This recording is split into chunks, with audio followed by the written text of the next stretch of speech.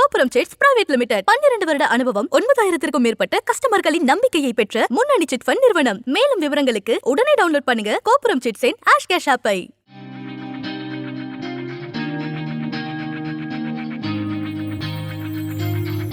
தென்காசி நகராட்சி பகுதியில் தெருநாய்களின் தொல்லை அதிகரித்திருப்பதாகவும் அவற்றை கட்டுப்படுத்த உரிய நடவடிக்கை எடுக்க வேண்டும் என்றும் கோரி 20வது வார்டு உறுப்பினர் ரஃபீக் நாய் முகமூடி அணிந்து நகராட்சி கூட்டத்தில் பங்கேற்று நகர்மன்ற தலைவரிடம் கோரிக்கை மனு அளித்தார்.